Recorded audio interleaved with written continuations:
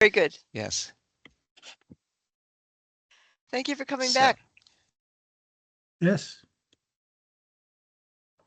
Glad to be here. That's a good sign.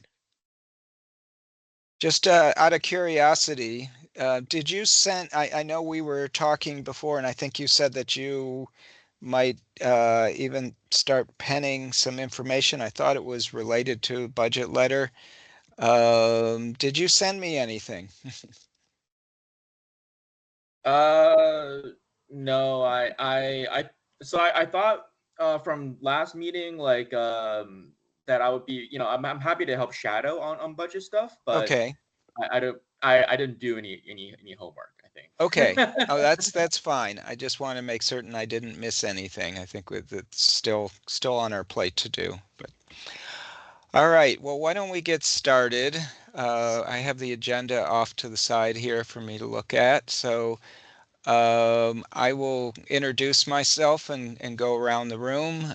We are being recorded, and I've have found out that as being recorded, this actually becomes sort of public information. I believe it is posted not only on our website but on YouTube, and it also has been covered by local media. So just be aware of that as we have this meeting today. That you may find something that you say may end up in local media. So with that, let me introduce myself. I'm Eric Goodman. I am the acting chair of the PAC, and I have an introductory question here. I'm going to start by maybe answering it first, and then we'll go around the room.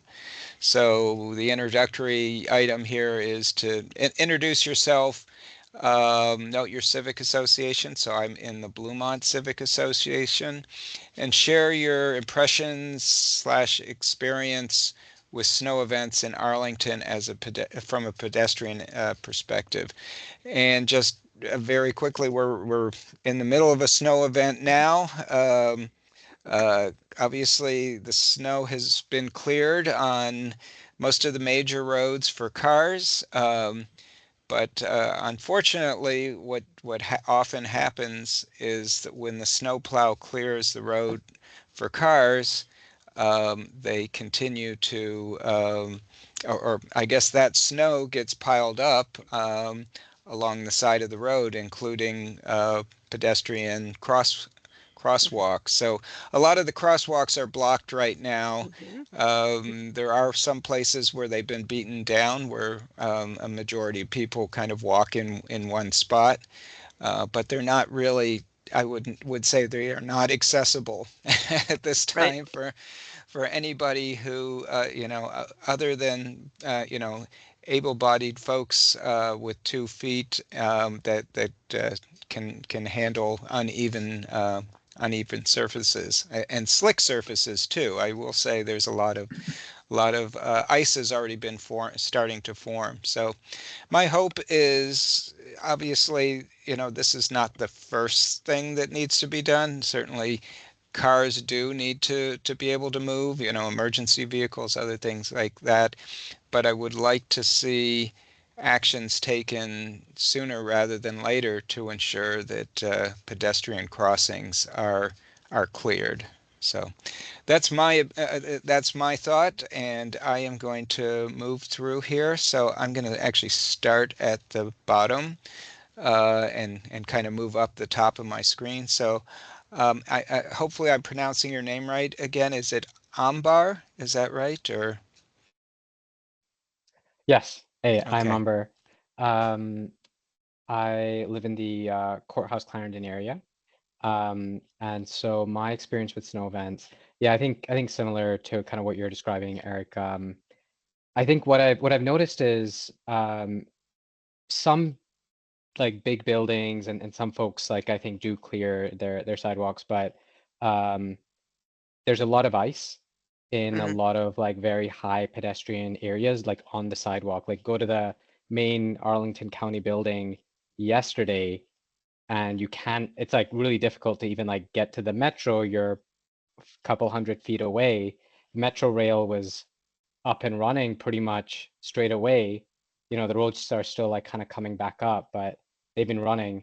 You can't get there.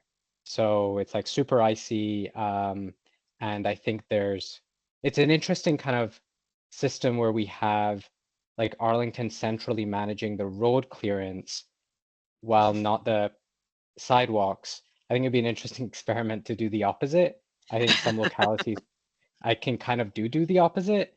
And so, yeah, I think it would be interesting to see some folks like clearing the road in front of their building, of course. But like, I think it's just a bit humorous. But I think it would. I think it's worth like evaluating that like long term, whether the approach that we have like works. But that's my thought of like, I think it's fairly haphazard. Thank you. Good, interesting thoughts from different perspective. I'm going to go to Yin Wang. Oh, hey. Yeah, my name's Ying. I live in the Buckingham Civic Association, and I think snow events is why Virginia is classified as a southern state. I did walk 2.5 miles today. I mean, I kind of felt like one of those like robots that kind of like, you know, you kind of push them and then they kind of like stagger around a little bit. So it was fine. I do agree with Ambar that there is more ice than would be comfortable with, and I can't imagine requiring like ADA accessible I think sidewalks and other pedestrian transportation at this time. Thank you. John Armstrong. And you may have missed the question here or the item, but unless you have the agenda in front of you. But if you could introduce yourself, your civic association, and also your experience with snow events in Arlington from a pedestrian perspective.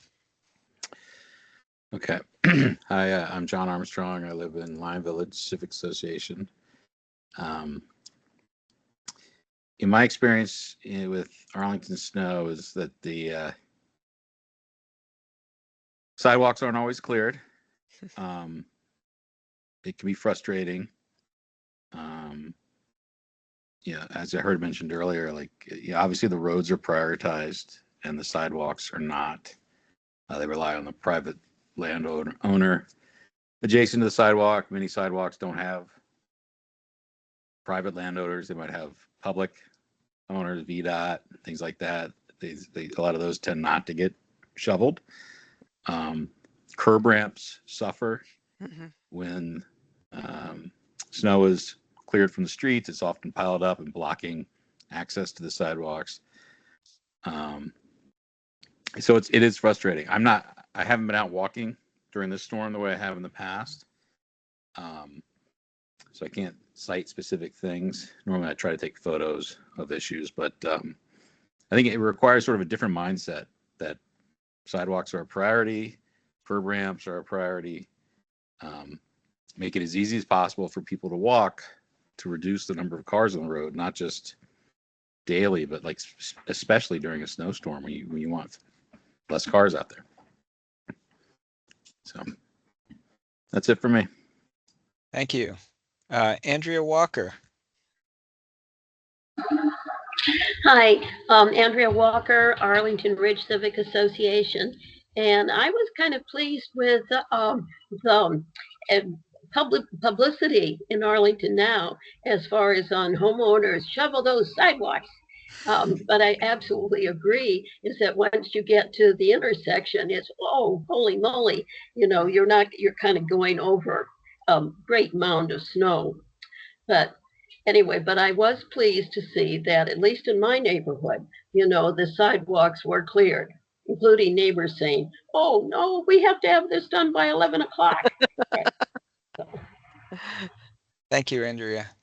Matt Jones.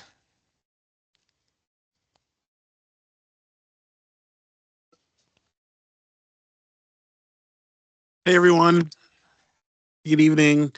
Matt Jones with the National Landing Bid. Experience with snow. The National Landing has been good so far. I was in the office today, and some of this, from pedestrians' perspective, I mean, we're on Crystal Drive, right? So, our office. So I've been pretty satisfied with how that's going. I think, um, though, I think one thing that can be done better is this. Paths to the metro, like Crystal City, as well as Pentagon City as well, to making sure that not only, of course, their plazas is always done thanks to Omada, but I would say, for example, like 18th Street, or 12th Street, or can be a little bit better because obviously it's a well-traveled route for folks taking metro in. So that's my feedback. Thank you, Matt. Lauren Hassel. Hi, I'm Lauren Hassel. I work with Bike Arlington and Walk Arlington, and I live in Ballston, so I'm in the Ballston Civic Association. And I've been plying this topic for going back to Snowmageddon and Snowpocalypse, and when the snow was actually as tall as my children were at the time, especially at corners, and just the crossings were really the worst. This time I've noticed, just because I know my neighborhood a little better, and I know where a group house is because they don't shovel, and the neighbors that do, have lived here a long time and have more of a sense of civic responsibility, I think, or an awareness of the snow ordinance, which I believe is still the same as it always has been. But it has been a couple years since our last major snow event. So I think there's a little bit of leeway, a little bit of grace for people who either are new to the area or don't understand really the ramifications of getting around on foot. But yeah, I would say my most memorable snow experiences were Snowmageddon and the Snowpocalypse, when schools were closed for 2 weeks, I believe, at the time. And yeah, there was a much more major impact, and they were actually having to move snow to different locations in the county rather than just out of the way temporarily. So it's not as bad this time, but it's only January. So Thank you, Lauren. Mm-hmm. Patrick Kenny. Good evening. Patrick Kenny. I reside in the Ballston Civic Association. I would say my experience with the snow in Arlington is, I guess, like others have said, there's a priority for major thoroughfares and major roadways, but sidewalks, a lot of the snow, it's a lot of like slush and snow from the roads that kind of are piled up near the walkways, and so I guess that's been the priorities, I guess, or because maybe of the public-private disconnect, and so yeah, that's been my experience. Thank you. Pam Van Hine. Hi.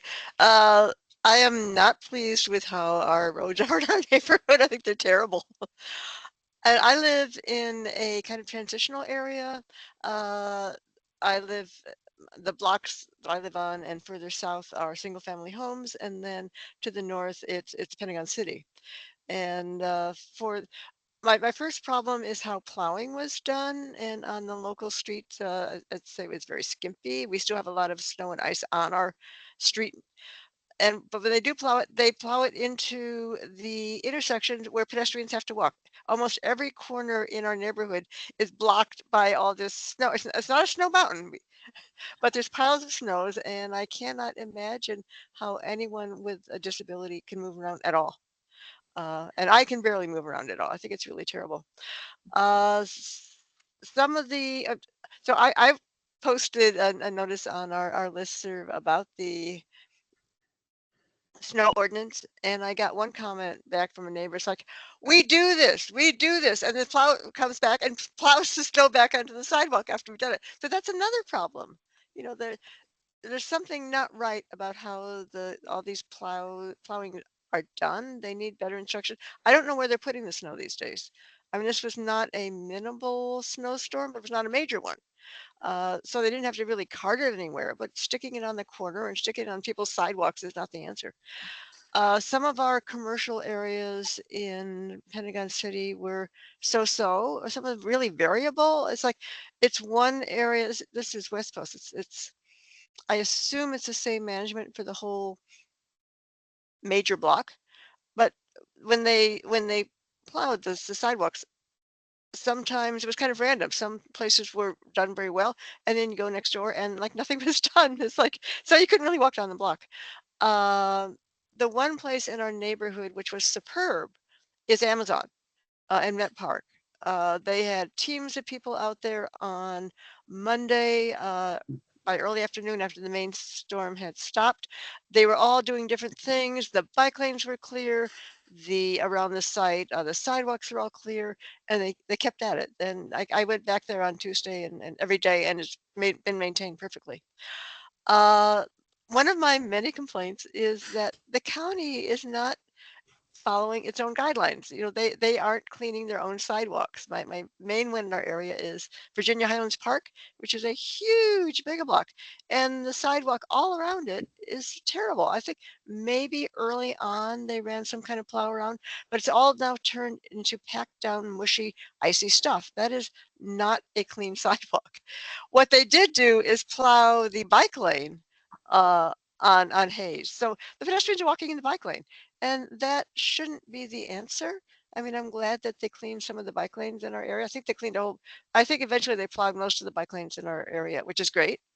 But that shouldn't be instead of cleaning out the sidewalks for us. So that's it. Thank you. Thank you.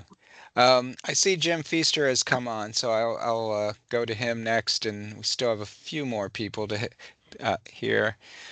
So Jim, just to give you a heads up, if you don't have the agenda in front of you, we're asking you to introduce yourself, your civic association, and then your experience with snow events in Arlington from the pedestrian perspective. Jim Feaster, member of the Pedestrian Advisory Committee. I live in Ballston. I'm in the Ballston, Virginia Square neighborhood, but I'm still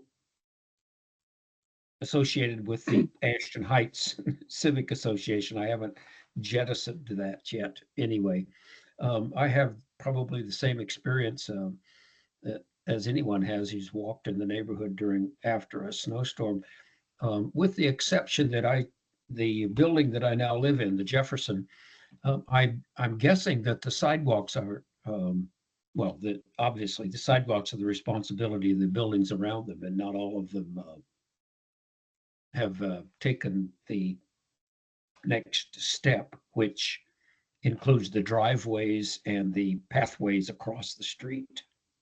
Anyway, that's what I have. Thank you. Thank you. And then Tom Corns. Yeah, hi. I live in Cherrydale, top of the hill, and I live in an old street. And this is the first snow I can remember where I actually stayed home for all of it. I haven't left yet. So I had, and when I got up and went out, it turned out that someone had done the whole block with some sort of machine scrubbing, and it was perfectly fine. So, but I need the exercise, so I did a tremendous amount of shoveling on my own property, which was easy because it was an easy snow to shovel to clear large swaths of area, and especially as the sidewalk was cleared, and my own 50-foot sidewalk was easy to clear, and it did have one problem though, and that's that wasn't the end of it snowing. We had more snow, and that got trampled in, and while the streets looked clear, they were, or I should say the sidewalks, they were icy. And so I spent a good deal of time today chipping ice off of places with, and there, some people were lucky enough to have the sunshine take care of it. There were so large areas of my block that were taken care of by Sun over the previous, machine work. But in my own case, I had to work hard at it, and so I did. Um, it, I guess the fact that it was the fun in fact that you could clear large areas of the light snow, but ice is definitely a problem, and in this case, it was icy only where it was not where it was shaded, in areas where that were unshaded. It took care of itself from that one pass early in the game by one machine. So it was lovely for me. It's quite easy, other than banging on the ice in my own shaded places. Thank you, Tom. Thank you. Andrea, I see you have your hand up. Yeah, I just wanted to mention is that teenagers are a wonderful resource, and that, so you can either hire them or, in terms as far as on maybe community service, might be an offering from the public schools. But I do know that teenagers are wonderful for clearing sidewalks. Thanks. Laura Castro, welcome. Hi, good evening, everyone. I'm Laura Castro with Arlington County's Vision Zero program. I'm a principal planner on the team. And I'm originally from San Diego, so I usually escape to San Diego for the holidays, which is where I'm currently at right now. But one thing that I'm fascinated about is how, I guess, during snow days, that the patterns that tend to arise, especially foot traffic where people are comfortable walking. And to me, that's always been very fascinating, these like patterns that I notice in the snow. So yeah. But I'll be back this Saturday. Oh my gosh. Thank you. Well, safe. One quick question for you. Do you have? You're not on our agenda at this time, but is there anything you'd like to update us on while you're on our meeting today? Yeah, I have a few just announcements or reminders of things that we're working on this year, but I don't know if is now a good time to give those updates or. Well, if you don't mind, we do have a time a little later on for staff updates, if that's okay. That's after a few agenda items, but not at the end of the meeting. Okay, yeah, But that's fine. That's fine okay. with me. Well, thank you. Appreciate you coming. Yeah, thank you for And having me. David Patton. Hi, I'm David Patton. I'm county staff. I'm a transportation planner. I live in DC. I've been with the county for quite a while, and I have some thoughts about things people are speaking about. You're absolutely right that it's a complicated situation. A lot of the main roads, a lot of sidewalks along main roads tend to be the responsibility of private property owners. There's not much in the way of enforcement or consistency. And we have major state roads running through the county, Langston Boulevard, Glebe, and VDOT traditionally does a poor job of the pedestrian realm there. But everything everybody said is also true for DC. Very uneven. I walked to the bus stop this morning, and some of my neighbors are not doing their part. So we're all sharing the same pain. Thanks. Thank you. With that, and I did hear someone else chime in for a second. Was there anybody who wanted to add something before we go on to our next agenda item? Okay. So we're running a little behind, but that's fine because I left some room at the end of the meeting. So at this point, I'm going to turn this over to Pam Van Hine. She's going to talk about Arlington's transportation future, the advisory group, and a little more about the homework that we have that we are to turn in by the end of the month. So with that, I am going to turn it over to Pam, and I guess, David, you're going to be running her slides, right? Yeah. Yeah. And do we want to look at the minutes first? Oh, In case people okay. leave? Let's do that quickly. Why don't we just do yeah, since we do have a quorum here, which doesn't always happen, and before potential folks leave the meeting, would somebody want to make a motion to approve the minutes? I move to approve the minutes. This is Okay. Andrea. Okay. Second. Second. Okay. Before we do vote, is there any discussion?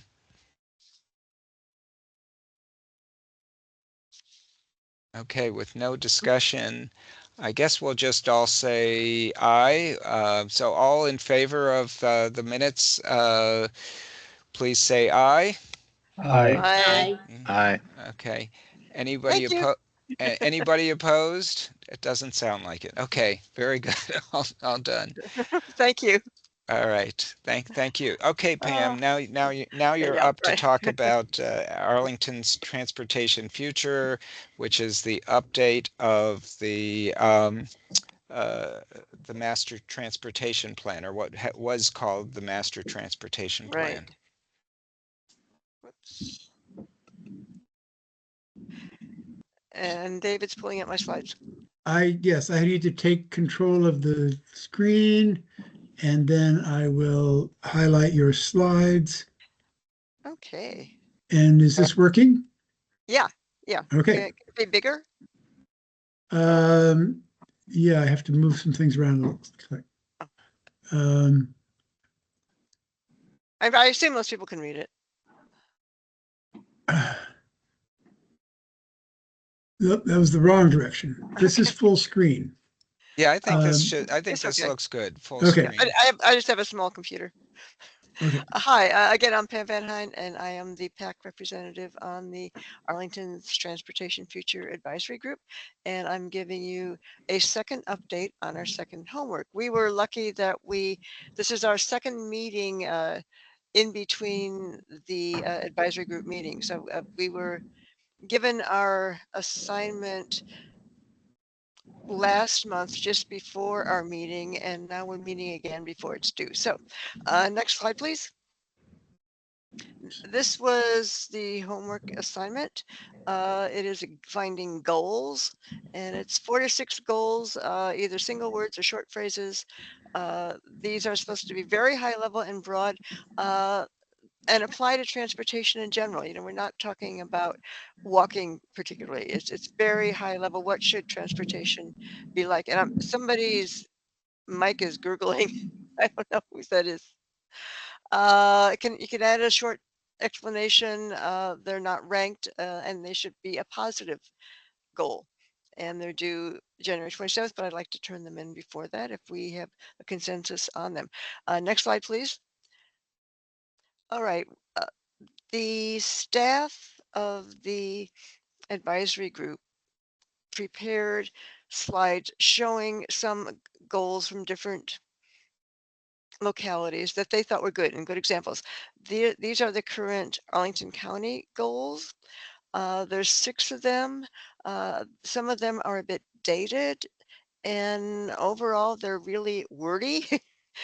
And there was a good discussion of these at the back meeting on Monday night, and they thought parts of them could be okay to be included, but overall these were a bit dated and we should move on to something else. And there's nothing really on. Yes, Eric. Yeah, just since I was at the back meeting as well, just maybe to emphasize what they said, something like establish equity or promote safety doesn't really say very much. It really doesn't. It's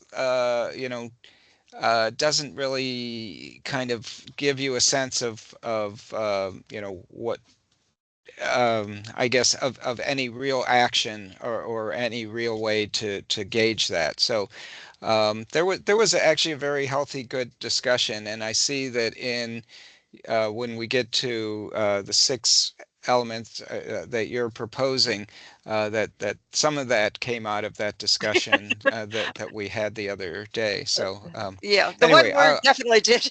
yes, I will. Yeah. I will let you. I'll let you move on. Thank you. Okay, thank you. So this is what the county currently has. There's some good information in here, but it's a little dated. It's too many words, and it's not quite the right phrasing for this. Anyway, move on, please. This is the city of Alexandria's guiding principles. I love this, and this was kind of a model for me. That they're one word. They're just very specific concepts that apply to everything. Uh, and I think it's great. I love the graphics with it. I think when we get around to putting ours together, we should have graphics. So, and actually, I showed you these the last time, but they're all on one slide and you couldn't read them, so I split them up into different slides. Next slide, please. This is Minneapolis. Again, they're broad concepts. I'm not sure what some of them mean, like active partnerships, but or prosperity. Okay, they're interesting. Next one. Next slide. These are DCs. One thing you'll notice as we go along, everybody says safety, right? A lot of people say equity. Washington goals includes mobility. Isn't all of transportation mobility somehow? Project delivery, I guess you're making sure things are done on time and well managed. How that is different from management and operations, I'm not sure. Sustainability, that's good. And I like this one, I kind of borrowed this a little bit. Enjoyable spaces, I think that's an important concept. Next one yet? Okay, these are San Francisco's. Um, Again, we have equity, we have safety, environmental sustainability, accountability, and engagement. That's kind of an interesting combination. And economic vitality. I guess making sure that your transportation is good for the local businesses as well, maybe. I think that was it, maybe? Next slide.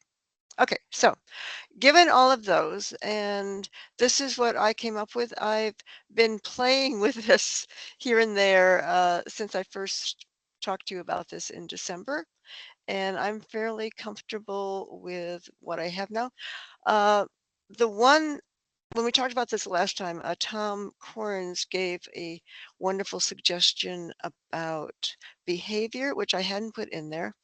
I was thinking, I wasn't sure where to put it. And initially, I had it under equitable and equitable and accessible for everyone. Uh, but really, it's about safety ultimately. We need people to improve their behavior, to pay attention to what's going on out there to keep everybody safe. So I think that's where it belongs. So I stuck it there. So the first one that I have is safe or safety. And it's a combination of is safe and feels safe. And I think those are two different concepts. And if you don't have both, it's not going to be successful. We have intersections theoretically that are safe, but nobody uses them because they don't feel safe. So that needs to be fixed. One of the other concepts that came up at the back meeting was the safe systems approach. And I agree that that is a very important aspect to put here. And I'm glad that Lauren is here today. She may want to say something very briefly about how our Vision Zero program is using the safe systems approach. I'm pretty sure that we do, but I'm not quite sure how we do it and how we feel about it. But it also includes things like enforcement, infrastructure design, Vision Zero behavior, vehicle design. And a lot of those things are actually part of the safe systems approach. You do it in an integrated way and keep doing it.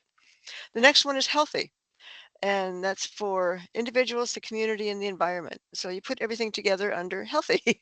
uh, it includes using active transportation, the tree canopy, biophilia, green ribbon, sustainability, and there may be some other things under there that I haven't thought of. The next one is transformative, which is the word that came out of the back meeting, which I thought was great. Transformative, transparent, engaged, empowering, evidence-based. This is how I feel the county transportation staff should be doing policies and projects. One of the issues that came up at the back is we have to be clearly away from car-centric and be first do the most vulnerable people, which is us, the pedestrians, then bikes, transit riders, and yes, we still have to be concerned about drivers, but the priorities shouldn't be roads and streets and parking. We need to have good pedestrian infrastructure, good bike infrastructure, great transit infrastructure. Those have got to be priorities, and I think they should be priorities over parking. uh, and the whole process should be transparent. It should engage the public. It should engage us. It needs to be empowering of the public and us, and everything should be evidence-based. So that's that. Uh, the next one is comprehensive, connected, and integrated, and that is our transportation infrastructure and networks. And our bike networks have a way to go. Our pedestrian quote unquote network has way far to go. I wouldn't really call it a network at all. There are so many places where sidewalks just stop, roads just stop. You can't get from here to there. Uh, the next one is how how we want to experience the transportation environment. It should be intuitive. So it's obvious how you do something. And the example I gave last time was a hawk light versus an RRFB.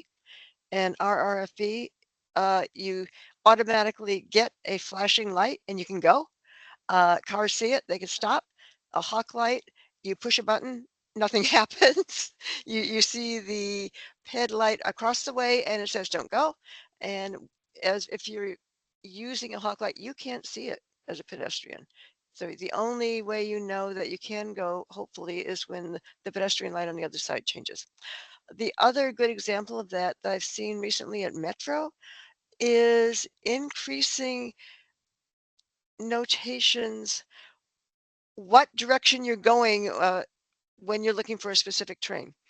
At Roslyn, it now has arrows. DC this way, Virginia that way, because people don't know what the site at the end of the line means if they're trying to go to someplace else, and they need some hints on the way to go. So what Metro has done with that is terrific. It should be delightful. We have a lot of linear parks in Crystal City and Potomac Yards, Arlington, that are absolute delights to wander through. And when we do green ribbons and when we make our sidewalks more biophilic, the whole experience should be delightful. And mainly, all modes of transportation should be desirable. And there's so many things that fall under desirable. It should be affordable for everybody. It should be convenient. It should be accessible. It should be on time. It should meet all of our needs and something that we actually want and desire to use. And right now it's like, oh, we have to use some of this stuff, but we don't necessarily want to. And finally, I have equitable and accessible for everyone. And I threw in kindness and compassion for all. So that's what I have. Any, and I see Eric has raised his hand. Well, thanks. Well, certainly I would like, this is a good list. I think it's a lot, even though it is like 5 or 6 items, you've been able to sort of package together a few thoughts into one. So that's good. And I'll try and be brief so others can chime in as well. I will say that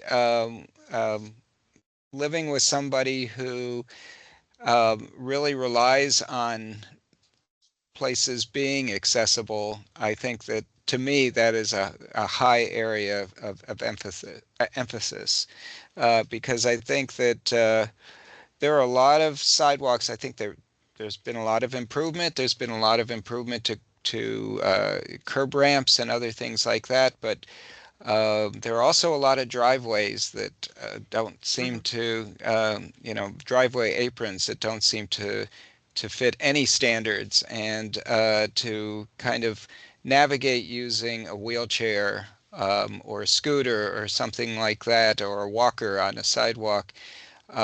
They're in some cases almost impossible roadblocks. So I'd like to see accessibility addressed even more in Arlington, actually to see Arlington become sort of a champion for accessibility. So that's my Right. thought. Yeah. And again, these are not ranked, and we can Mhm. put them in at whatever order we want to. And even when we do that, it doesn't really mean anything. Yeah, I agree that accessibility is super important. And I combined it with equitable because I think they're closely related. That the population that needs accessibility, which is pretty much everybody these days, is an equity issue as well as everything else.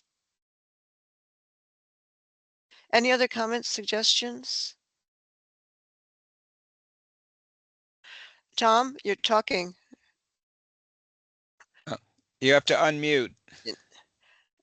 Unmute your microphone. Yeah, There you go. I got it. Yeah, Mhm. thanks. Colorful is the one I would add. We've done, actually, we are getting colorful with the directional signs and so forth, with markings on pavement. And I think that's been a very positive thing. There's probably some good, more inspiration out there for more of the same. I think it's very positive, that what we've been, the colorful markings we've been doing on the streets is a very positive direction. And I think we should continue and do more of it. Where do you think that would fit under the 6 goals that we have now here? Well, it's delightful, right? Yeah, I think it actually is covered by intuitive and It delightful. is intuitive. It makes Yeah. things intuitive. Yeah, and delightful. Yeah, I agree. All of these things could have a huge amount of additional information added to them. But unless it's a different concept, I'm not sure we need to add more finer details into this. But colorful is good.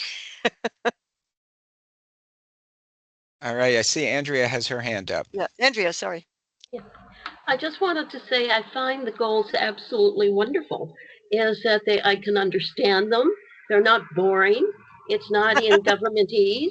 Is that it seems to cover everything that I do want, in a transportation experience, whether I'm driving a car or I'm walking. And so thank you very much. I mean, I am particularly like intuitive. Quite frankly, intuitive, is something that's so necessary.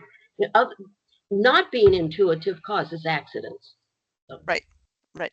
Yeah, thank you. Thank you so much. I want to quote you on that.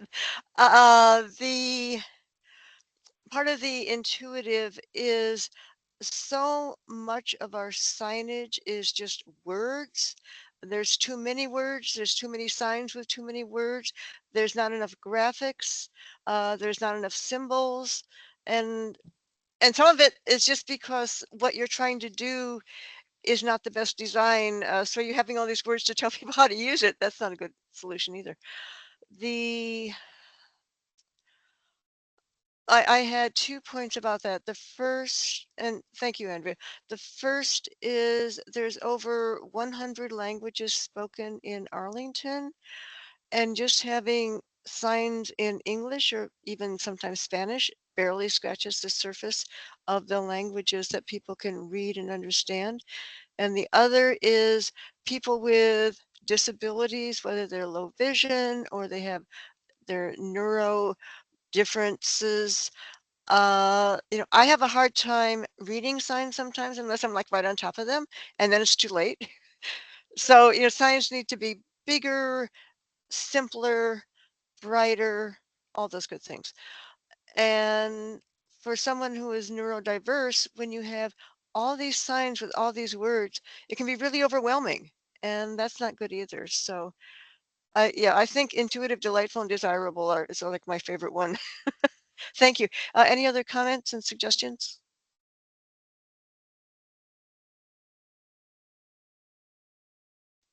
Thanks so much, Pam. Do Appreciate we it. want to take a little quick vote on this? If people are okay with it, I will probably send it out this week. And maybe I'll wait till Monday and give people a last chance to make any specific suggestions that they think are really important.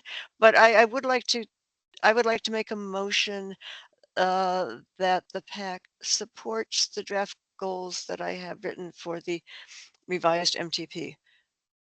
So that's my motion. A second? I'll second it. All And right. any discussion? Any discussion?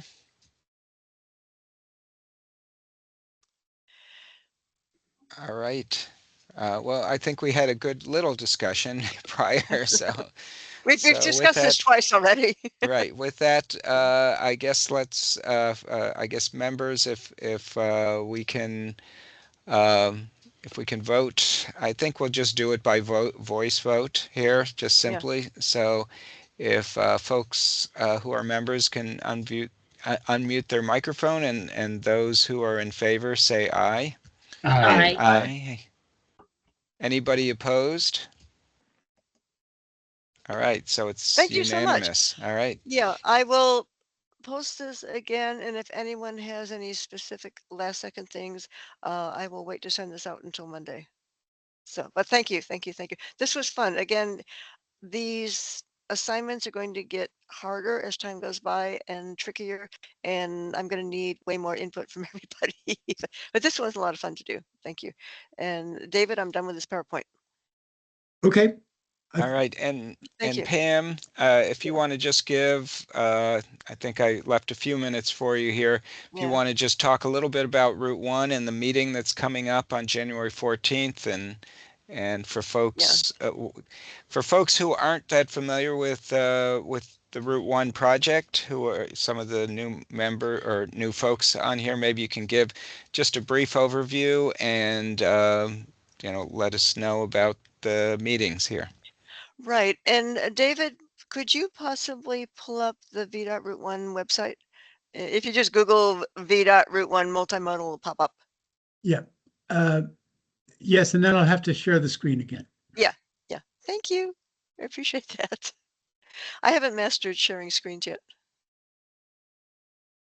So anyway, I think I have shared with everyone at this point a memo that I've sent out a couple times about Route 1 that says basically where we are. And if anyone who is not that familiar with the history of the whole project, I'd be happy to share lots of stuff on that. This has been ongoing for almost 5 years. It is somewhat related to the MOU between Virginia and Amazon. Great, thank you so much. Can you scroll down a little bit? Great, yeah. The study was to find whether bringing Route 1 down to grade at 15th Street and 18th Street is feasible. The whole point of the study is feasibility, not to do it, but feasibility. And I think they have decided, yes, that it is feasible. In the initial planning phase 1, they compared a no-build situation to what is said in the Crystal City Sector Plan and what is the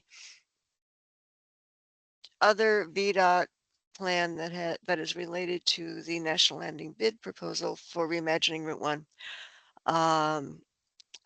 Bringing Route 1 down to grade at 15th and 18th, that's the VDOT plan. And the Crystal City plan leaves 18th Street elevated, Route 1 is elevated at 18th Street and has a very interesting intersection, new intersection at 15th and Route 1.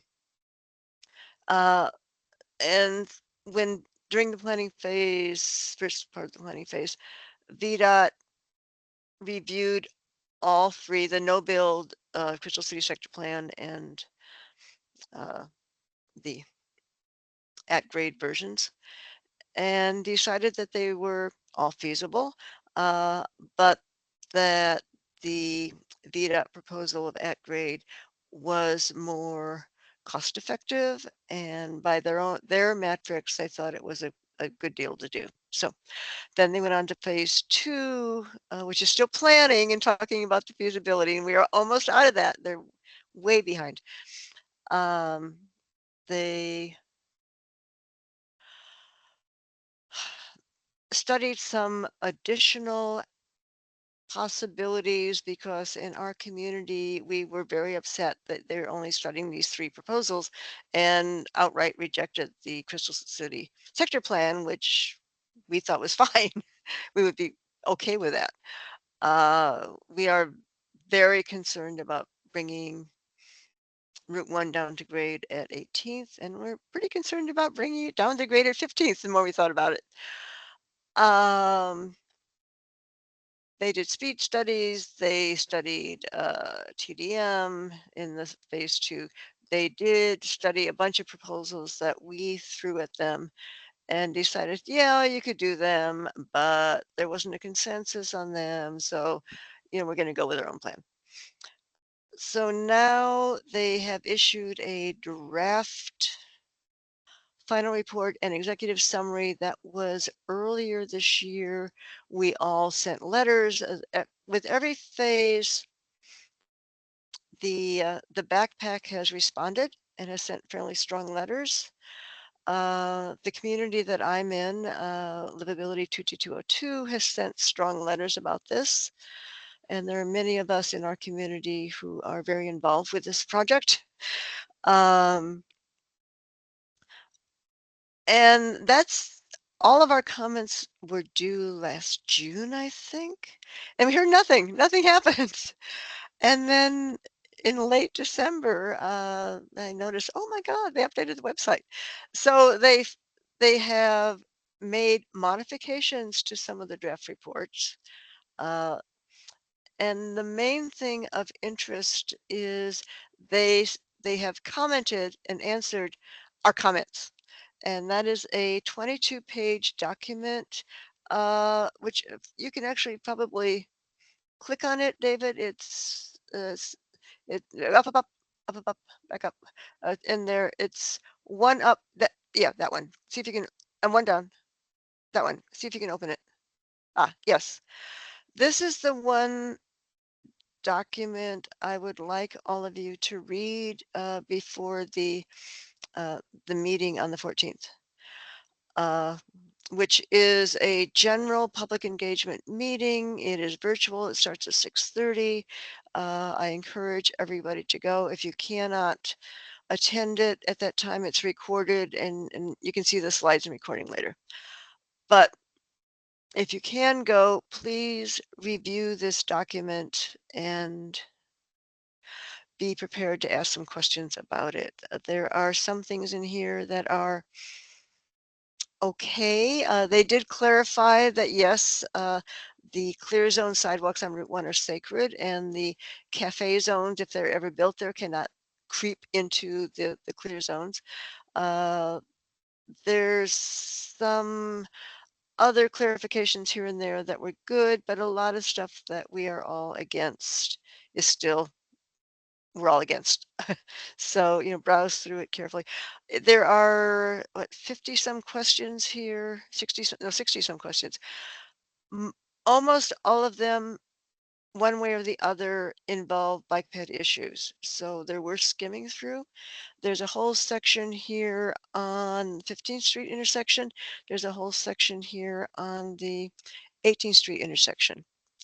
VDOT thinks the barn stands intersection will be safe. One of the points in it is that, which we heard when they met with us in June, the signalization of Route 1 is to keep the through traffic, north-south through traffic moving. So the key signals are continuous from 23rd to 12th. They're actually 395. And how those are set up determines everything else. And these signal times at 18th are quite long, longer than we would like, but that's the best they can do in order to keep the entire section of Route 1 moving smoothly.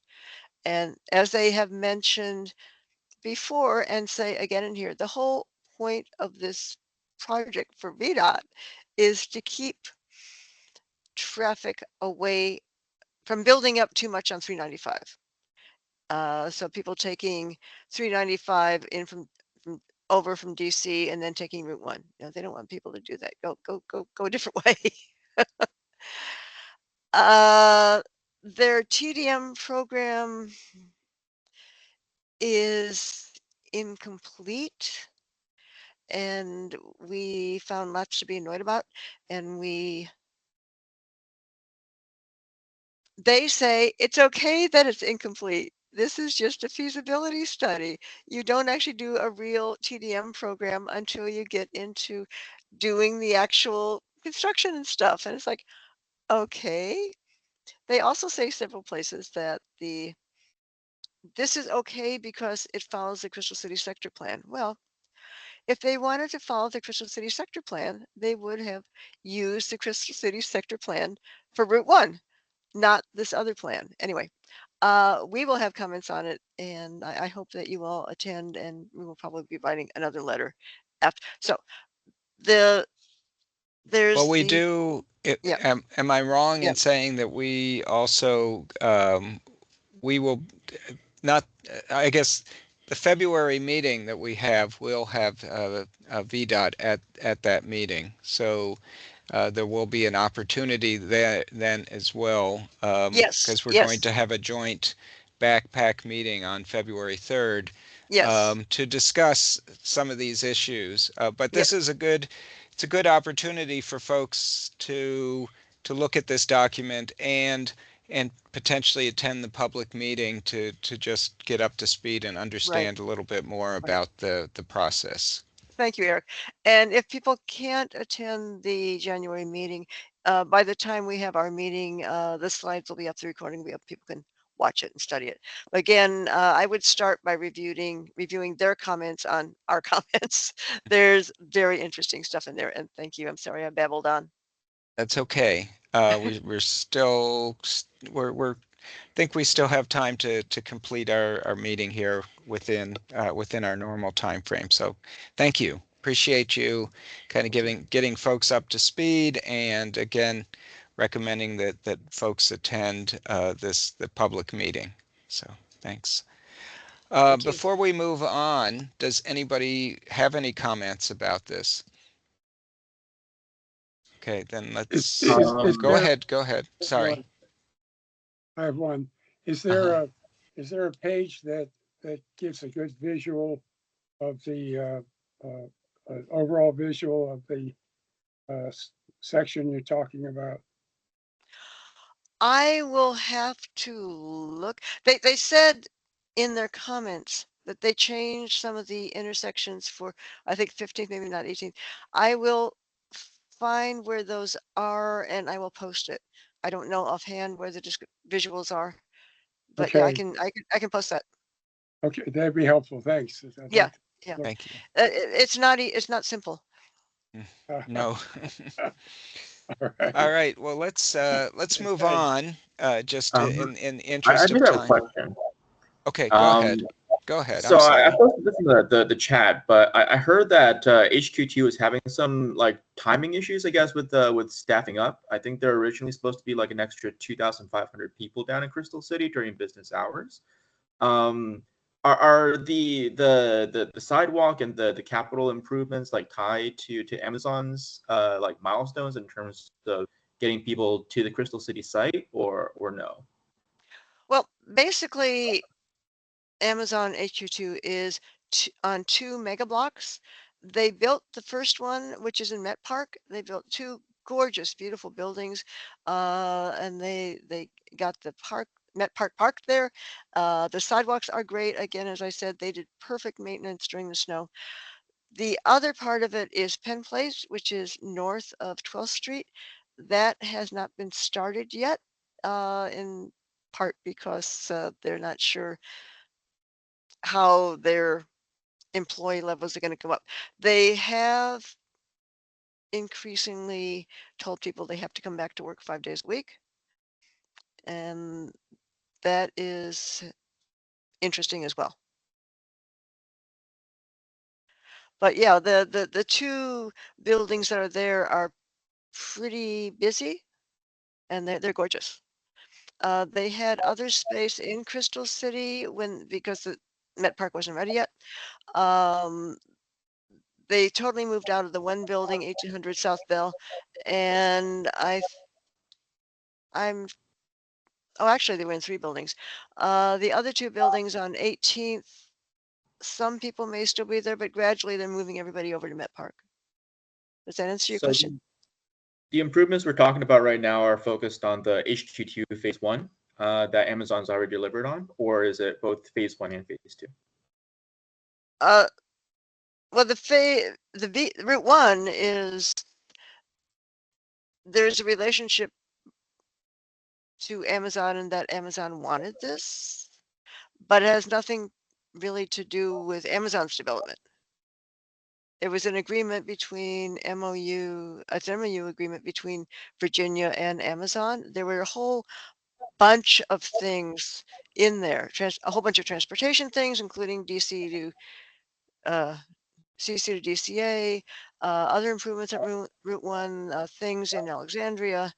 But the MOU for Route 1 specifically was to study the feasibility of making these changes, period.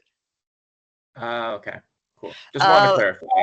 I like development either way. So Okay.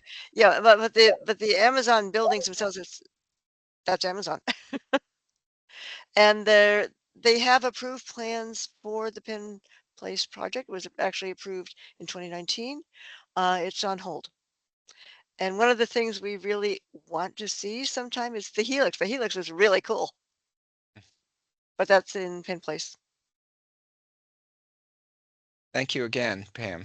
Thank you. Thanks. And thanks for the question. Let's move on here. I think I would like to have an open discussion about PAC meetings in 2025. I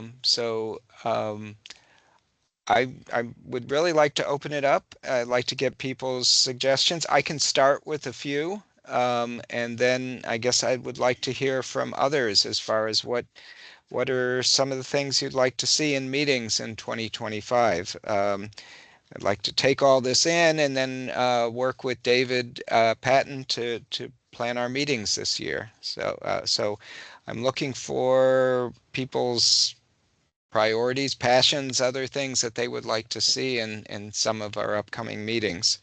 I'm going to throw out a few right now, starting with joint meetings with the PAC on DES projects.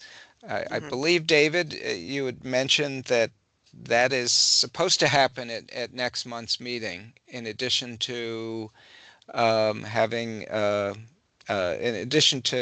having the discussion on Route 1 with VDOT, that also that we're going to have someone come to address us from the project management group on ongoing projects, and with the hope that this becomes maybe a semi-annual type of meeting.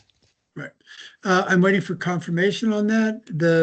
The person involved is Jason Widstrom. He manages the capital project team, which is in the same bureau as where I am as a planner. It's planning and capital projects management. And there are about 10, I think, project managers, each of which has a portfolio of projects that take sometimes years and years to develop. And Jason has agreed in principle to come to the BAC and PAC. It's always better if someone like that can come to a joint meeting and get more bang for the buck that way. And we've penciled in February. I'm asking for confirmation and haven't had it yet. So we're a few weeks out still. I'll continue asking about that. He doesn't report to me, of course. But I think it's valuable for the groups to hear directly from the capital projects team and not secondhand from me. All right. And other thing, which some of these are already planned. We'll see if they come to fruition. But the other one is meeting with the county manager. The hope is that either in our March meeting or our April meeting, that we will have another joint meeting with the Bicycle Advisory Committee, and we will talk about priorities with the county manager. So we have, I believe, Cynthia Palmer with the Bicycle Advisory Committee has sent or is planning to send something to the county manager with 3 dates, and the hope is that the county manager will be available for one of those dates for a joint meeting.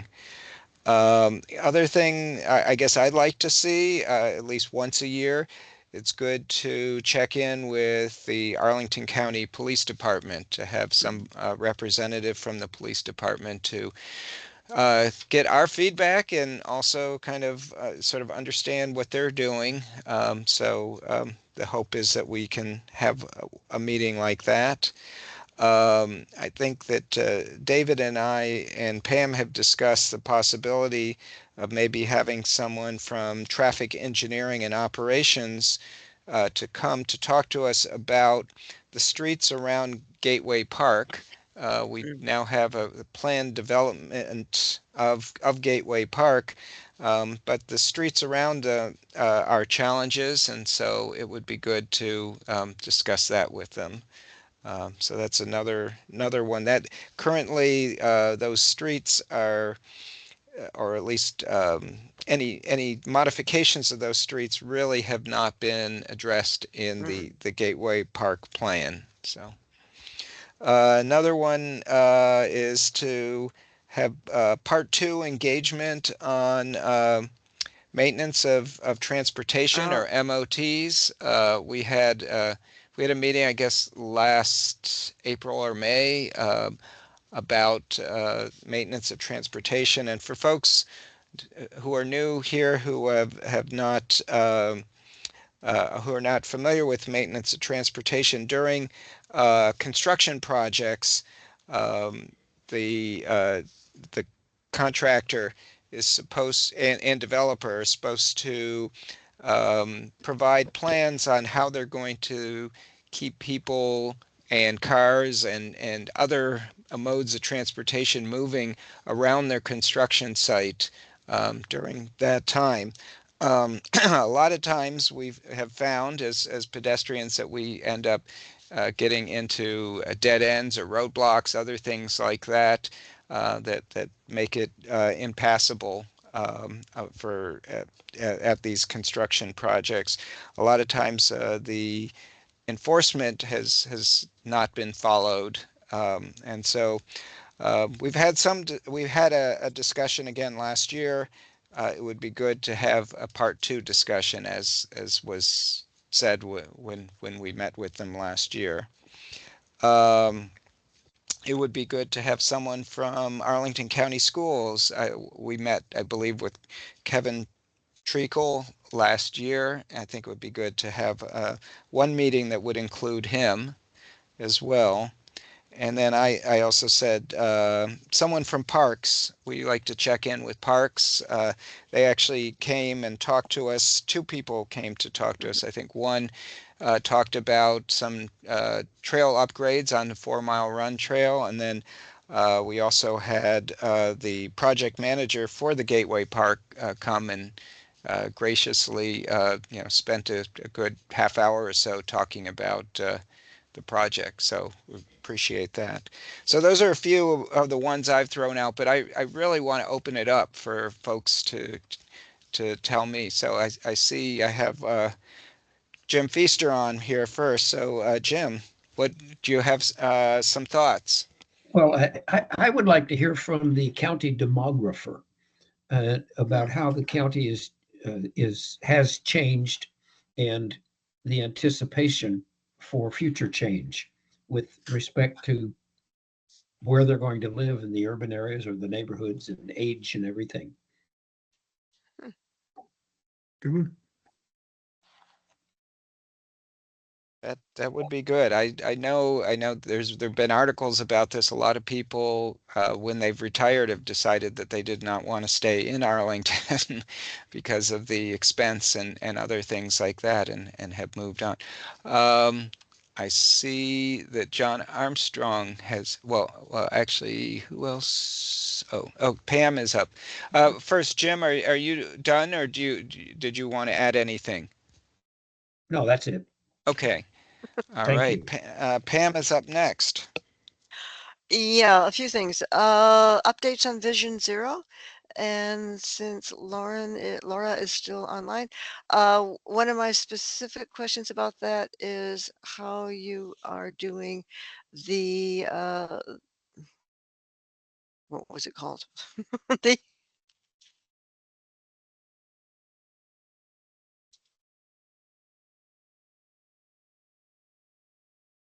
Hey. yes. Oops. The safe systems approach, yes. Um, the systems approach.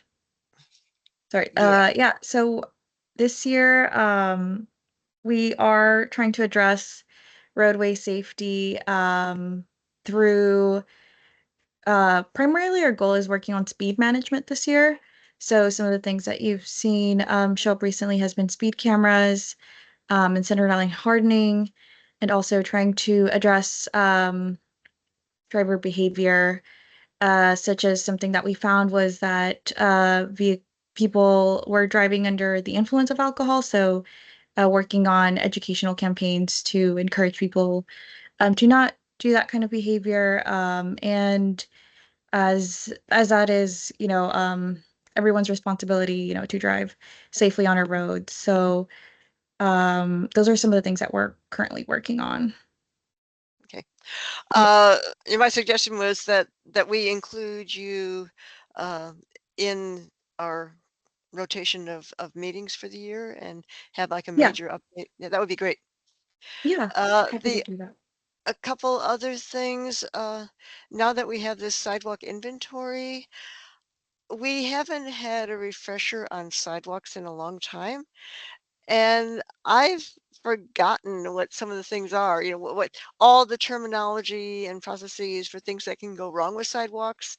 And there's a tree root he used, but there's all these other things, and there's specific names for that. And if someone could give us an update on how the county manages all that, and are they trying different substances and techniques for doing sidewalks that will prevent some of these things? Are they planting different trees by sidewalks that don't cause tree root heaves, etc.? I remember there was this handout that was maybe like 8 pages, but it had all the different things that could go wrong with sidewalks. And I don't even know if I still have that, but it was really handy. And since sidewalks are really, really important to us, it's something that we should probably keep on top of. And my final reminder is that we will at some point need to meet with the BAC and the TAC. That was a recommendation of the county manager. So that should be on our list. And I think the Disability Advisory Commission should also be invited to that. And there may be other opportunities for us to do things with the Disability Advisory Commission and the Commission on Aging. There's so much overlap between what we are doing and those other two commissions are doing. And I would like to work together more. That's it. All right. Thank you. John Armstrong, see your hand is up. Thank you. So I haven't given this a ton of thought, just sort of some ideas. One of which is, I'd be interested in hearing from kind of what's going on with Lee Highway. I haven't really kept up with the kind of the planning, and I don't know if it would be interesting for other folks, but it's just to hear from someone from that group about how walkability plays into the plan, or some highlights they want to share from that endeavor. That's one idea. Another idea might be, getting somebody from the county who's, I don't know if it's like the communications team or whatever, to help to come to a meeting and talk about how do we recruit to try to increase participation in our committee. What assets or services does the county provide, or how can they help us get the word out, that sort of thing. I know we have some new folks on the call. What helped me when I was first starting off was just some of the presentations from the planners in the county about kind of the basics around walkability and infrastructure and what's in the county's toolkit. And that sort of bleeds into, I'm always interested in things that the county is doing that I've missed when it comes to bump outs and bike lane hardening, and just things that as I move around the county and I see something, oh my gosh, that's pretty cool. I might not know what it is. I'm curious about where else it's going to be, what other improvements are coming, what improvements have been implemented in neighborhoods that I never really go into. Sort of give the county, somebody from the county, the opportunity to kind of, show off a little bit. Like, hey, look at all these things we've done. Look at some pictures before and afters to understand kind of what's possible and what's actually happening. So we're not always being negative. We can be kind of positive and excited about the changes that have happened. Yeah, And can I that, jump in really quickly and just say that I Sure. shared the Vision Zero app, which is a dashboard on our website, and it shows some of our initiatives and different infrastructure that we've implemented from our multimodal safety inbox.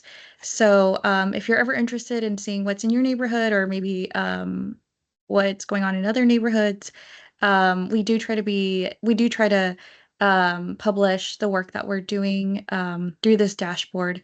I don't remember if I made it really like public or clear through one of my last meetings, but just wanted to share this, drop it in there. But Okay. also happy to do presentations if necessary, or on.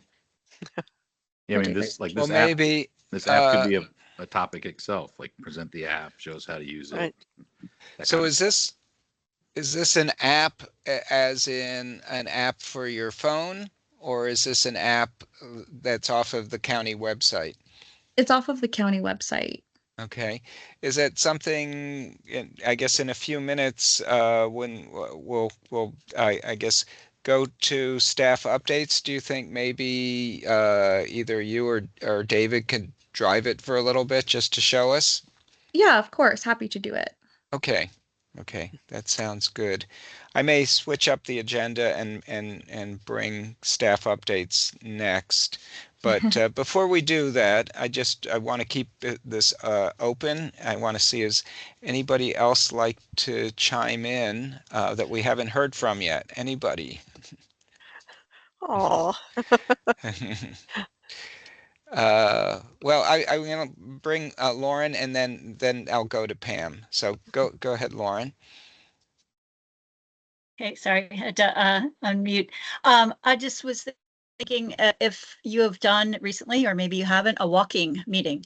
And if you were to consider such a thing, perhaps a Gateway Park would be a good time and place to do that. And you could invite both parks and transportation to see it from the sidewalk and or roadway up. Just an idea. great. Just before we move on, this might be a challenge. I don't know. This would be something to find out if we can do a walking meeting, because at this point our meetings generally have to be or at least our official meetings have to be in-person hybrid or virtual. So that is certainly, I would love to have a walking meeting. I wonder if, and that might, if we didn't have to do this as a hybrid, that would be at least good, because I believe David Patton has told us that setting up the hybrid meetings is not always an easy feat. Getting a location that has the equipment to do that. So that I would can be look good. into this, Eric. It might actually be easier to do this in the field than in a meeting room, because the meeting rooms are hard to reserve. They're few and far between. I'll see whether this can be done, and because with the cell phone technology we have, maybe we can do it out in the field. That would be so cool. Yeah. What a great Uh, idea. Thank you. Pam, I- go. I'm just going by hands here, but Okay. Tom, I will come to you third. So Okay. Pam, if you want to go, and then Ambar, and then Tom. I forgot snow mountains. And we had actually tried to get someone last year and briefly this year. We really should have somebody who can explain snow stuff to us. And that would be a nice little addition in February if that's possible. February may be a very busy meeting, but um, but certainly I think we can put that on. Maybe that's a good November meeting too, Yeah. before the snow comes. So anything else, Pam, before I go on to Ambar? No, that's it. Okay, Sorry. Ambar. Yeah, I don't know if this was mentioned already, but I heard someone talking about kind of toolkit, and I think at some point, I don't know if all of this is actually being punted all over to the Arlington Transportation Future Work Stream, but just sort of like design elements. How are we thinking about new capabilities or design structures that aren't used in Arlington but are used in other places or are coming in, newly being designed, things that we used to do, let's say like 20 years ago, we stopped or we never did, that kind of thing. And how we're thinking about that. Is there anything that's coming in now? I think those sorts of changes that might be less like project specific, but more broad.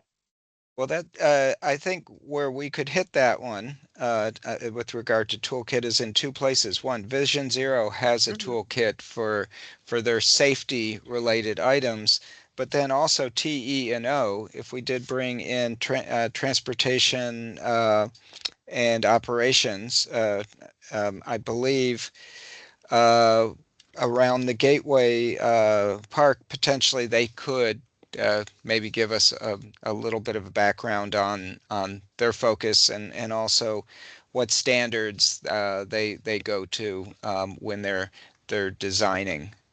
Not even specifically for safety only, but the kind of more general thoughts of when they're designing. So that sounds good. As far as I think we could combine that with a TE&O meeting. So and with that, did you have anything else before I move on to Tom? Nope, thanks. Okay, Tom.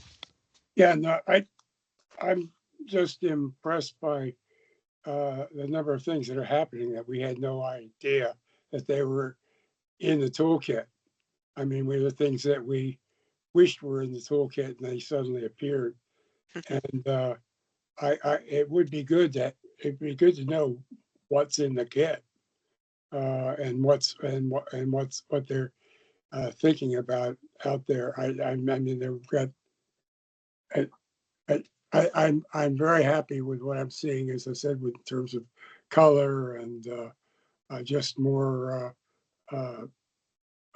direction that's given by a number of things that are available now that we could not do because we could not put paint on the street or what for whatever reason.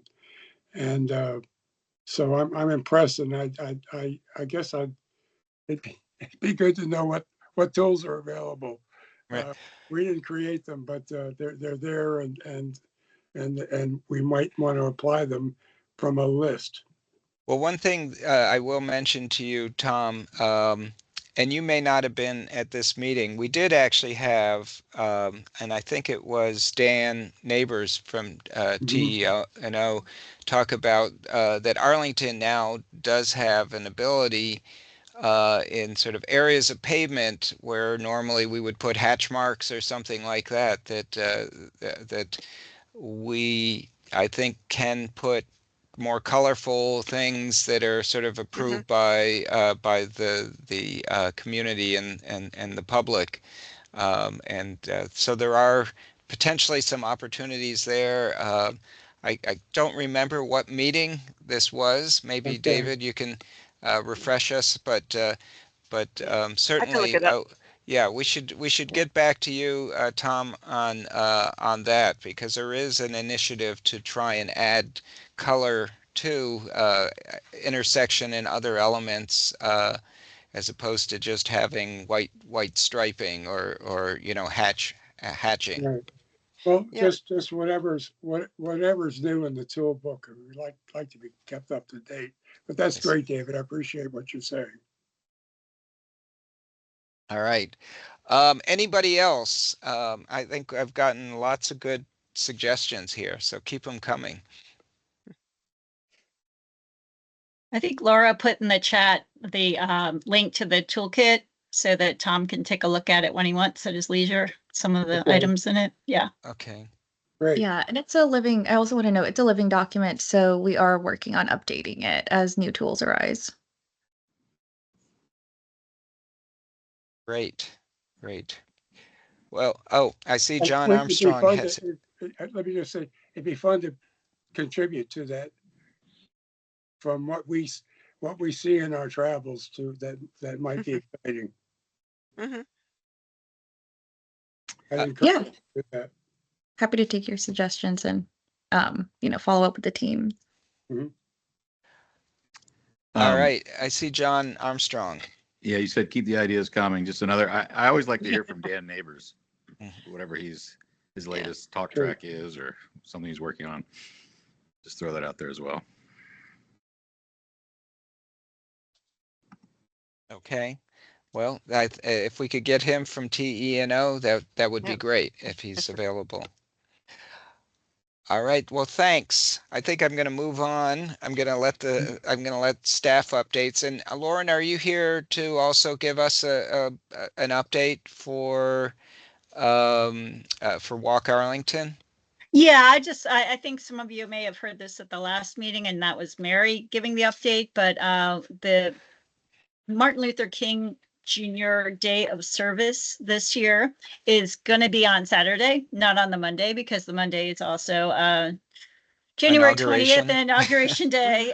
So it's a little a lot going on. So anyway, we wanted to make sure everyone knows about the return of the annual collaboration between Bike Arlington and Walk Arlington with Volunteer Arlington, and doing a trail cleanup on the WNOD at Columbia Pike. And it's from 10 to 1 on that Saturday, January 18th. And that will provide the gloves and trash bags for volunteers, and even trash grabbers for those who don't like to bend very much. And last year we had more than 100 bags of trash collected, and we had about 100 people turn out, despite the fact that last year on the Monday holiday, it snowed. Yeah, and a lot of, not a lot, but some other activities were canceled, and we said no, we're going to do it, and we had a great turnout. So it was very positive. Now I can't guarantee what the weather will be like on Saturday, January 18th, but all the information is in the walkarlington.com website and the events page. And again, it's being like the umbrella is Volunteer Arlington. So there are a lot of different choices for volunteer activities that day, but we would strongly encourage you to join us and to spread the word amongst your peers. And I went to the website. It doesn't look like there's a sign up. It's just show up. Is that it? Mainly? There is a sign up. The link goes to Volunteer Arlington. They're kind of the capture spot for all of it. So if you go, here, I'll open it up and see if I can navigate it for a second. I have so many screens open. Let's see. So it says this event is part of Volunteer Arlington's annual MLK Day of Service. And when you click on that, oh no, it doesn't go to the right link. I will have that fixed. Okay. But anyway, you can go directly to Volunteer Arlington, and I'll put that link in the chat too. But good thing we didn't advertise that too far and wide. So thanks. But yeah, that's all I had really, because that's really up and coming, and hopefully by February we'll have more to report for the spring. All right, thank you. Thank you. Well, David, I'm gonna see if I'm gonna let Laura give us a little bit of an update and maybe drive if she'd like to, you Sure. know, the Vision Zero stuff, and then if you want to give us any updates after that, that would be great. So, Laura, I'm gonna let you go on next. Thank you. Yeah, sure. Thank you for being patient. Of course. So I can show you guys the Vision Zero app. Let me just let me get my screen ready to share that website and just show you, give you a little, I guess, tour of that. Sorry, I should have been ready for this, but hold on. Can everyone see That that? worked. Ah, Okay. That worked. So here is our Vision Zero dashboard. We do have crashes. You are also welcome to select it based on pedestrian, cyclist crashes. Those will show up here, and it should automatically update as you select these different options. And then our infrastructure, so where we've implemented LPI, race traffic calming, no turn on red or RFBs, different tools that we have. And these are also tools that you will find in that web page that I also shared, the multimodal toolbox. Here are some of our initiatives, which are our high injury network safety audits. They kind of show you where they are in the county, school cell zones, our quick build projects, those have been completed and those that are currently active. And then our hotspot location, sorry, sometimes it takes a while to load. And pilot projects too. As you've seen, we've had added centerline hardening as one of our tools. So we want to show you guys where those are. We also have a tab for speed limits and speed reduction corridors, and also where we've done outreach. So this is a quick, brief overview of our of this dashboard, and we're trying to, add more stuff as things come along and be transparent about where we're doing things. So, one of the things you just showed, speed limits. Does that just give us an idea of what the speed limits are on those roads, or is this actually some changes that have Yeah, happened? changes. So for example, I just clicked on the street, 23rd Street, where we've reduced the 30 miles per hour to 25 miles per hour. So yeah, these just show where our Speed reductions. Yeah. Then. Okay. Great. Yeah.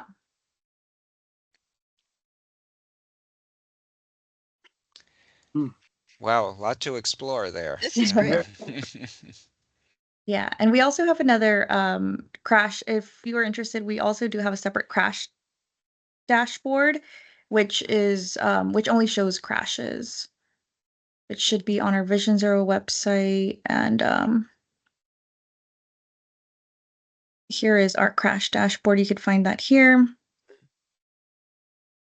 And it goes into more detail about the types of crashes that we're seeing. So just updating us, how have things gone for pedestrians over the last year? Crashes this year. Who's Okay. alive? Yeah. So 2024, we saw, I don't think this is updated, but 2 fatalities.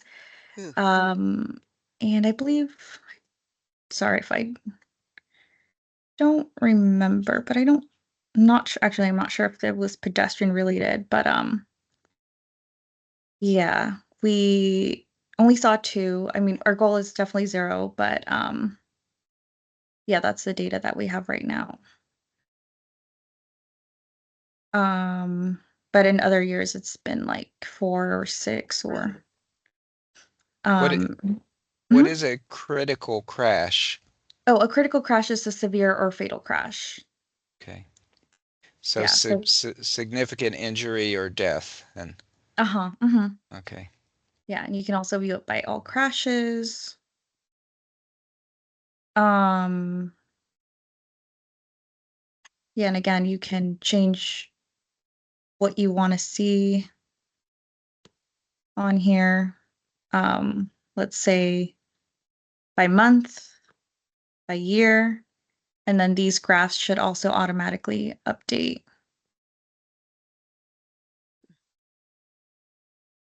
Crashes over time. So it looks like we're moving in the right direction, right? At least based on that slope.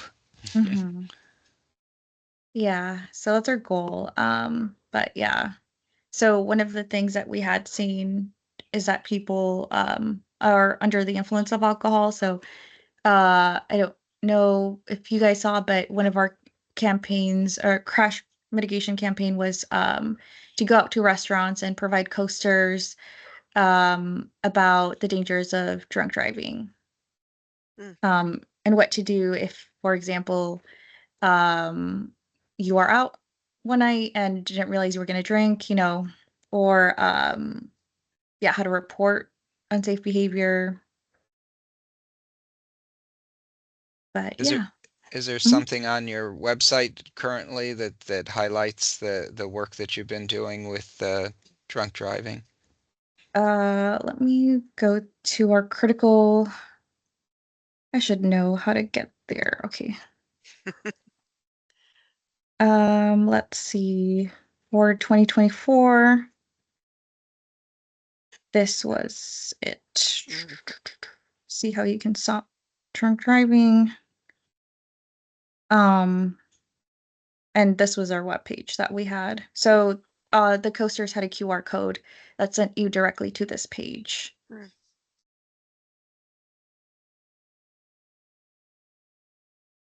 Yeah, so, and then this year we do want to focus our topics on speed management.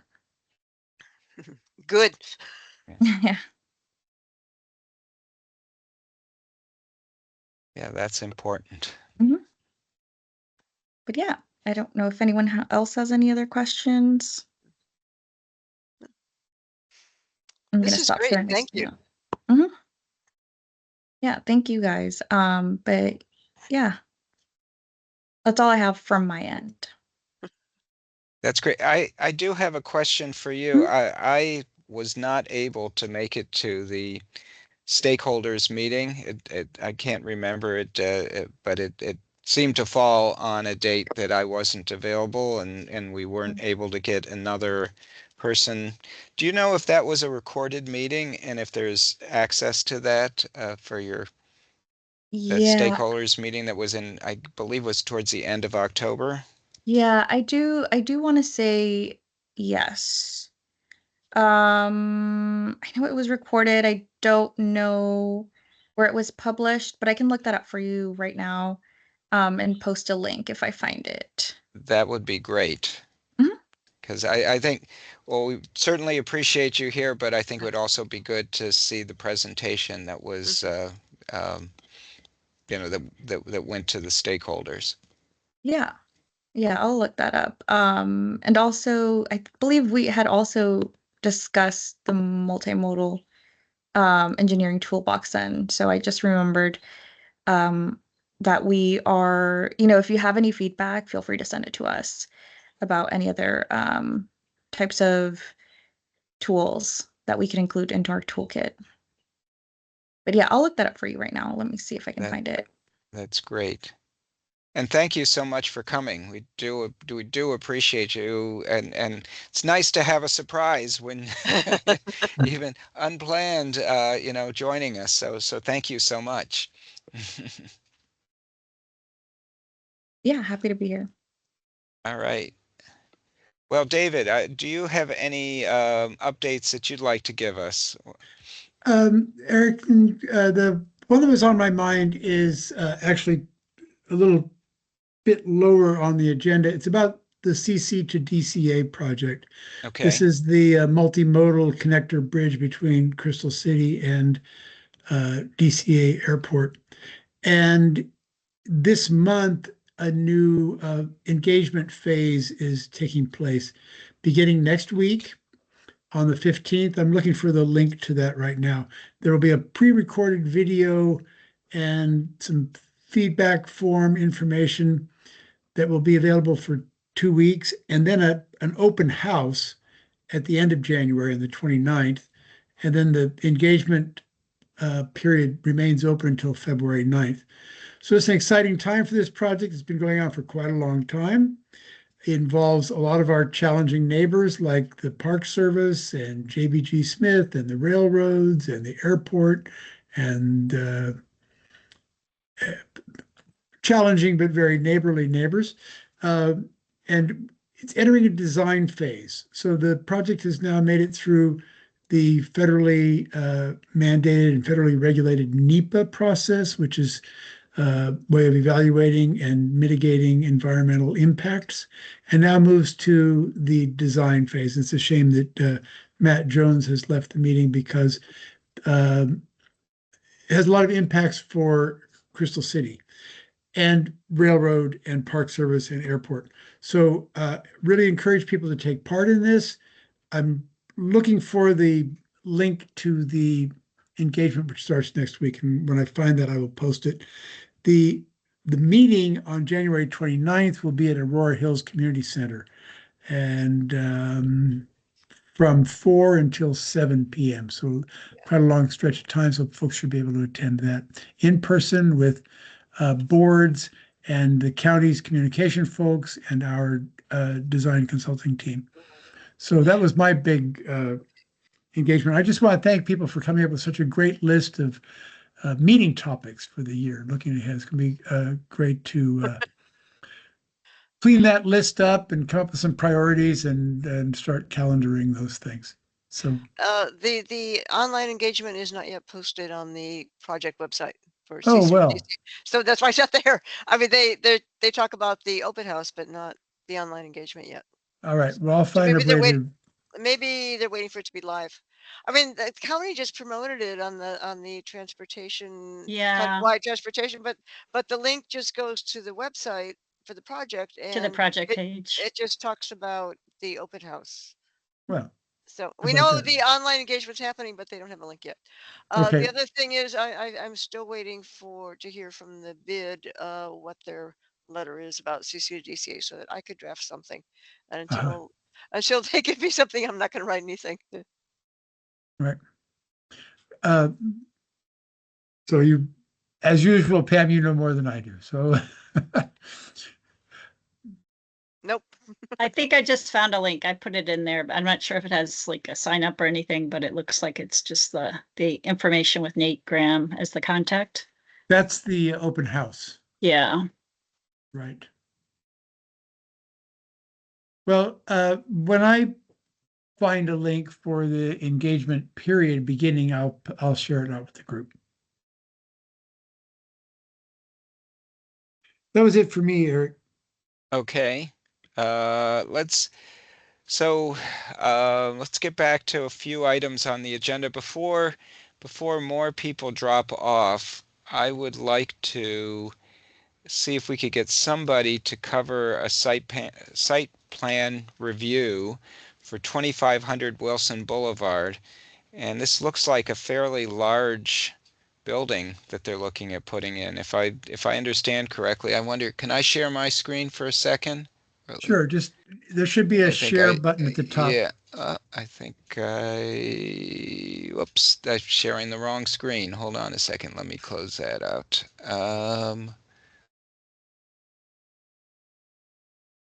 Okay, let's try that again. I want to share a specific window here. Okay, here we go. That's a little better. This looks like it says this is a rendering of the redevelopment of 2500 Wilson Boulevard. So the current building is only like less than 5 stories, and this looks like it's going to be a major building there. But I'm looking for a volunteer for this. Is there anybody that might be able to take this on? I guess it involves Pam. It involves basically 2 site plan review meetings. Is that right? That is usually correct, and they're either going to be on a Monday or on a Thursday. And one of the many problems is we don't know when the first meeting's going to be, and we don't know if it's going to be on Monday or Thursday. However, they're still looking for people to do it. Right. And so I'm going to stop sharing here, but they have given us to the 10th, which is on Friday, to give them a name for a representative. Is there anybody, Jim, anybody that might be able to at least put our name in the hat for right now? Oh, you can put my name in, but I've got a bunch. I've got 3 cruises and a trip planned in the next 7 months. Okay. It looks And I like see is Ambar's hand raised? Ambar, would you Yeah, be I know willing? I don't know if I'm allowed to, but yeah, I'm like I'm gonna be able to hear the construction when this goes up, so I'm happy to put my Okay. name in. Well, I think we just need to name somebody. I could act as your backup for that. But if you could, what I'm gonna need for, I believe I have an email for you, so I just really need to put your name in an email in for that. Sure, sounds good. I was just saying mainly because I'm not like an official member, but otherwise, like, put my name in. No, Okay. Embar, didn't you do the paperwork to become a member? It's on my to-do. Please do that. We want you to join. Thank you. That You've been a good almost member. That would be great. But I will put your name in, and I'll put Yeah. myself in as the alternate person.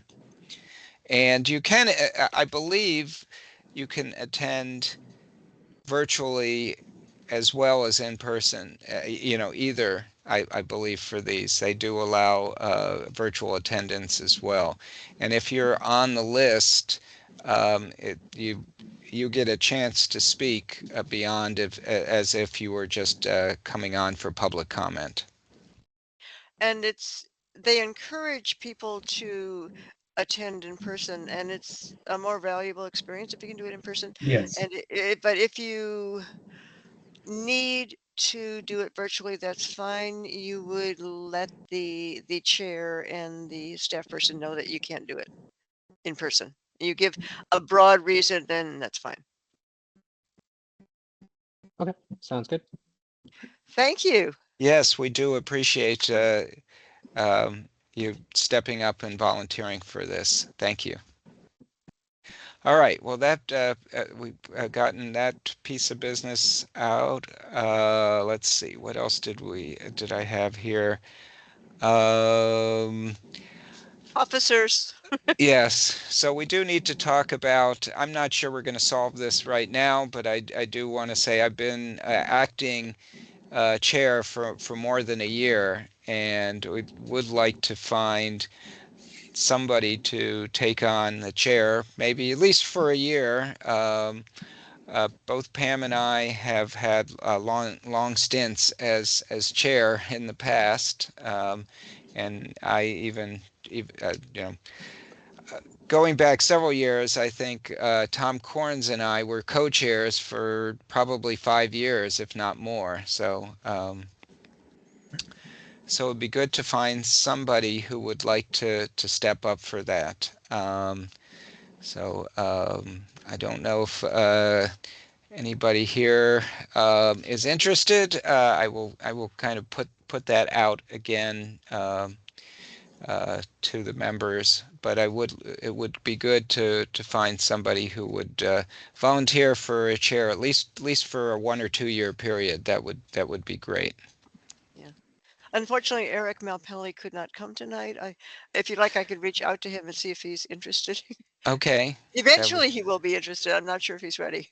Okay. Okay. Well, definitely would be good to have somebody step up for a while, take the reins. Would be much appreciated. There are a lot of other people in the group that would help support that person, but it would be good to have a new leader. So I'll leave it at that. And then the other, let's see, what else do we have here?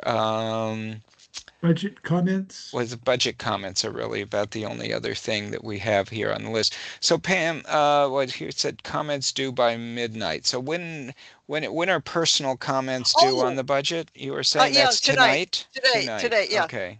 It's a very simple form. You can do it in 5 minutes.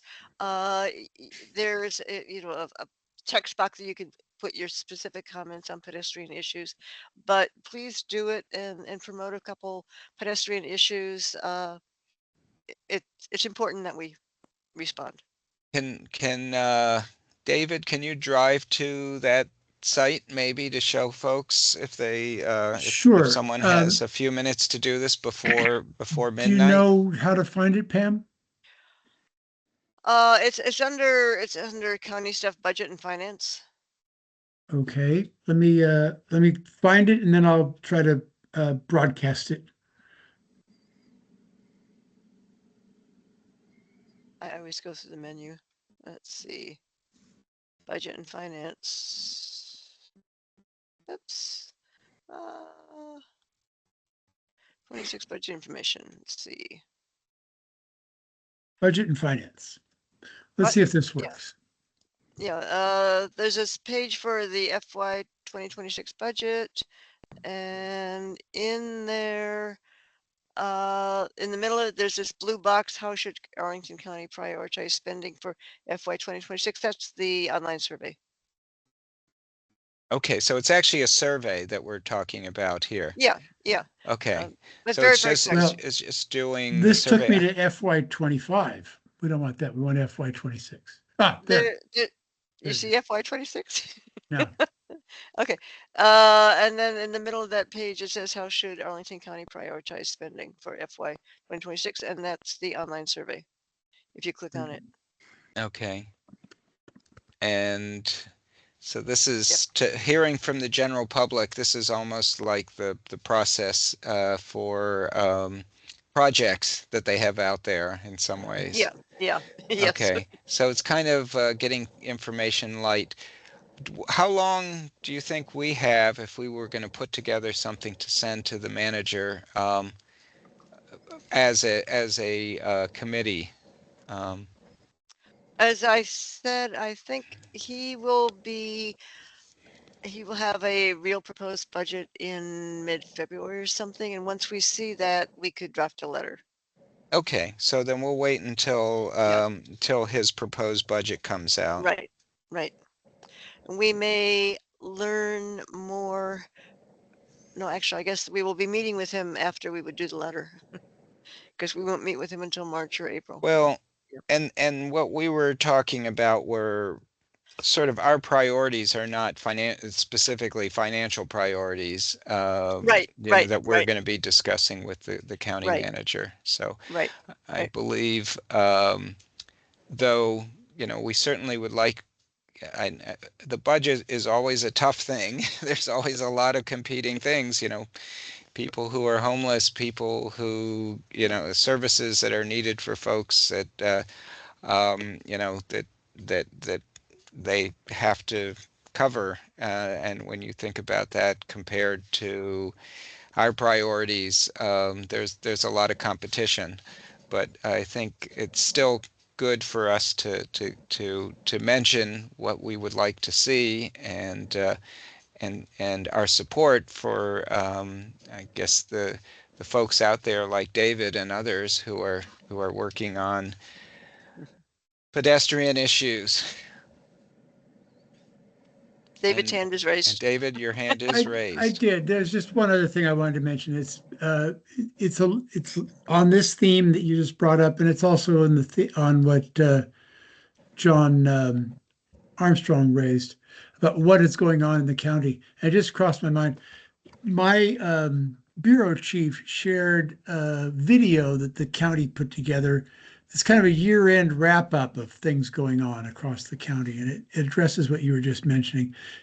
Not just transportation, but all the agencies, public safety. It was human very service. cute. Have you seen it? Yeah, it was generally Okay. posted. Yeah. Okay. I wasn't sure whether it had been posted generally. It was shared among staff, and it's Did pretty you well done. pass? It's 5 or I 6 minutes long, and it's kind of a raw cheerleading kind of thing, but it's very good. And it gives a sense of a lot of dynamic activity going on in the county. Pam, did you send that out to the PAC members? I will look for it and send it to people. Sure. Okay. I'm trying to lower my I hand. know you here. There we go. keep us informed on so many things. I just wondered if I had missed that. No, I didn't specifically, or if I did, it was a long time ago. I will look for it and send it. Okay. It's a Christmas card, right? It's kind of a gloss, but it's Yeah, good. it's cute. It is. It's very peppy. All Proceed. right. Well, thank you. At this point, we are just before 9 o'clock. I think we had perfect timing. Is there anything else that anybody would like to add or announce? I think we covered all of our agenda, but before we shut off the recording, if somebody else would like to add something, this is an opportunity.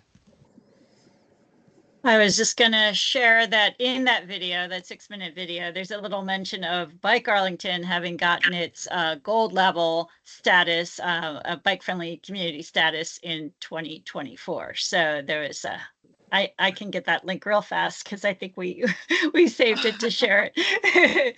But yeah, it was a very peppy and widely distributed. It was also picked up by Arlington Now, so people who don't subscribe to everything like I do also saw it. So yeah, maybe that's where I saw it initially. Yeah, through I don't know.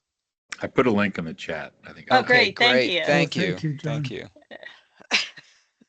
Got lots of links in the chat. Oh, There you go. cross this off my list. Okay. You all are good. So. All right. Well, I appreciate everybody's time. I think this was a good meeting. I really appreciated a lot of the suggestions. I think this gives us a lot to work with this year. We shouldn't have any shortage of things. It's just that some of the folks that we may want to have come and address us, we want to make certain that we reach out to them early. Yep. So. Yeah, it would also be good to reach out to our SPRC or our Planning Commission rep as well as the Transportation Commission rep. We really haven't heard from them for a while, so Yeah. I think it would be good. I do share the minutes with both of them. Okay. And occasionally Meg responds and says, "I'm sorry, I can't come." They do pay attention. And they're two very lovely people. We're lucky to have them. That's good. All right. Well, thank you, David. You can shut off the recording at this All point. right. Will do. Thank you all. 9:02. Thank you. Thank you, everybody. Happy Thank you, New everybody Year, everyone. Yes, Yes, Happy and New thank Year. you, everybody, for coming. Great attendance. Yeah, great meeting. Right, take care. Good night, everyone. Thank you. Good night. And David, you will send me everything, including what's in the I chat. will. I will. Yes. Thank you. Thank you. Good job, David. Good job, Eric. Thank you so much. Thank you. Tom, Bye. great to see you. Yep. Yeah.